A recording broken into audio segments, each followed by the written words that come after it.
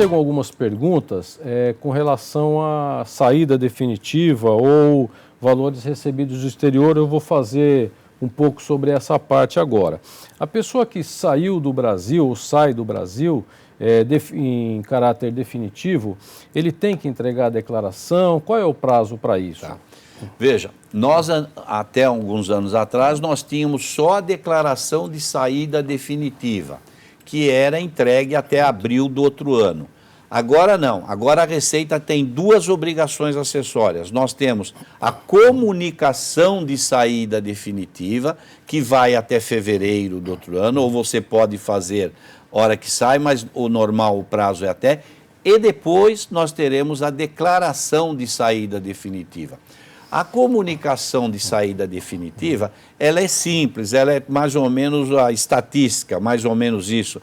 É só os valores, só a comunicação do seu nome, endereço, mais informes do contribuinte. Há realmente que vão os valores, que será entregue a declaração de saída definitiva, que é até abril do outro ano. Então, a Receita criou aí um pouquinho de dificuldade, mas são duas declarações a serem feitas. A pessoa que sai do Brasil e tem alguns rendimentos, e tem bens ou terá rendimentos lá no exterior, o correto e até do ponto de vista tributariamente, você entende que é importante fazer essa declaração para não ter mais impostos a pagar aqui no Brasil? Isso. Vamos supor também, exatamente nesta linha, Batistão, se essa pessoa sai do Brasil definitivamente, mas não sabe se um dia vai voltar ou não, ele deve deixar um procurador no Brasil, se ele tiver bens. Ele às vezes tem 2, 3 imóveis, ele tem uma aplicação financeira. Então, este procurador, atenção, se esta pessoa tiver imóveis e que isto geram uma receita de aluguel, o procurador dele deve fazer o DARF em nome do procurador. E também a DIRF em nome do procurador, não é em nome do proprietário. Por quê? Porque ele é procurador. Isso tem causado um problema também junto aos bancos, porque os bancos têm que ter uma outra forma de tributação, os percentuais variam um pouco aí.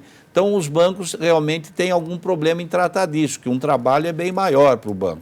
É muita atenção. Se eu sair e alguém cuida das minhas coisas, eu tenho que deixar o procurador no Brasil. Tá certo.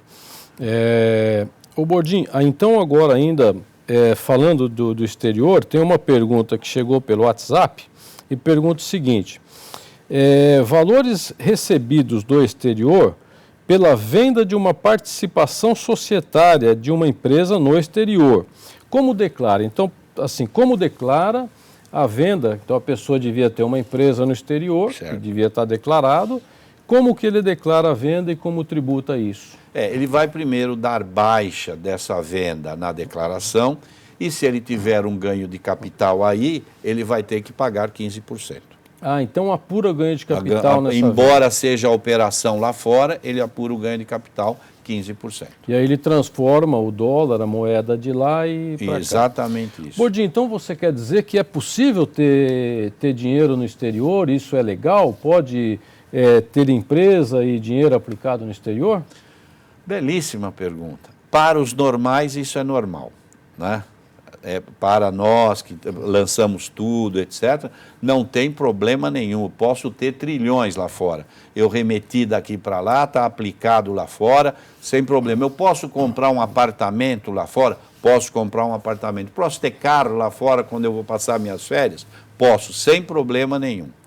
Haja vista aí que agora vamos ter e começar a debater a famosa lei da anistia, né? Que hoje nós vamos fazer uma nossa palestra aqui no SESCOM e vamos falar sobre a lei da anistia. Já foi regulamentada pela instrução normativa, mas ainda há muitas dúvidas a respeito. Ok.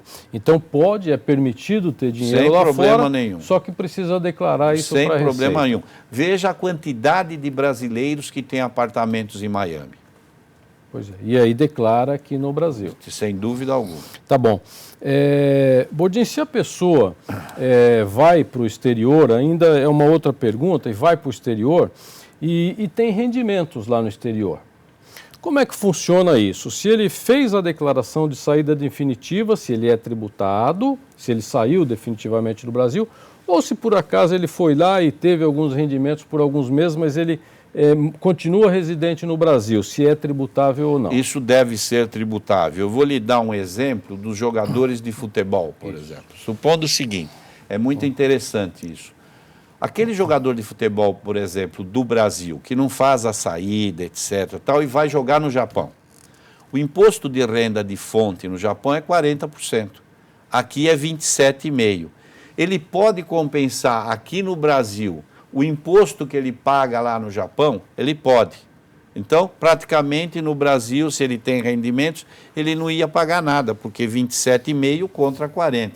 Nós tivemos até um caso muito interessante, que o jogador falou para nós assim, não, eu quero os 13 de volta também. Imagina, 27,5%, 40%. Ele tem que conversar no Japão, não no Brasil. Tá certo. Tá. Então, mas esse jogador, então, por exemplo, ele continua como residente no Brasil. Como residente. Por isso que nós sugerimos aos nossos clientes, se vai ficar 4, 5, 6 anos, faça a declaração de saída. Aí ele tem somente que pagar o imposto dos bens que ele deixou no Brasil, se estão alugados ou tem rendimento em banco, etc. E o problema lá é lá. Então faça a declaração de saída como um planejamento tributário. Ok, Bordin. Tem uma pergunta ainda sobre isso aqui, que diz o seguinte, a pessoa saiu, fez a declaração de saída definitiva e depois de um tempo, não cita o tempo, mas vamos dizer que uns 10 anos, retornou ao Brasil. E aí ele comprou alguns bens lá no exterior. Como que ele faz nesse retorno, declara, como é que funciona? Muito bem, perfeito. Então veja, a primeira declaração que ele fizer no Brasil, ele vai pegar todos esses bens de lá, todos os valores que ele tem, tudo que ele tem lá fora, e na primeira declaração que ele vai fazer no Brasil, ele vai lançar na coluna anterior todos os bens que ele tem fora do Brasil. Casa, apartamento, 10 mil dólares, 50 mil dólares. E no corpo da declaração, ele vai dizer bens obtidos na condição de não residente. E aí ele tem toda a facilidade de isto não ser tributável.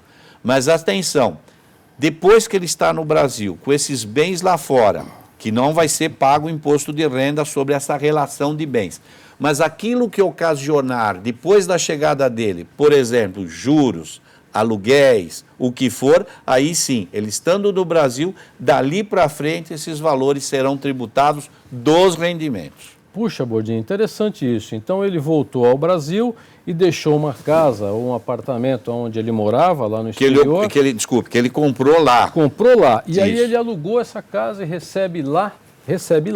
Ele pode manter uma conta lá e recebe 3 mil dólares por mês de aluguel. Ele tem que tributar isso aqui no Brasil, então?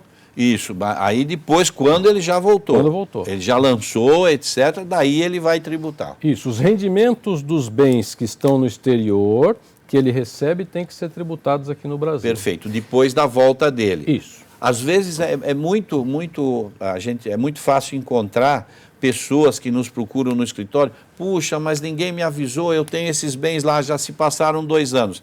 Então tem que ser o contador, no prestar o serviço, tem que estar muito atento a isso. O senhor voltou do exterior? Voltei. Quais são os bens que o senhor tem lá? Vamos declarar na coluna anterior.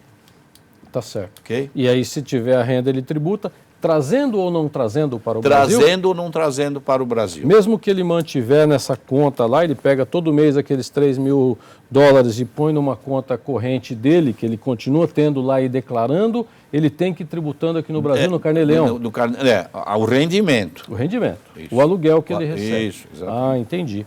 Muito bem. Agora, se ele vender esses imóveis que ele tinha lá no exterior, ele apura o ganho de capital. Apura o ganho de capital. Tá certo. Ele só não pagaria se ele tivesse vendido lá a época que estava lá. Que estava lá.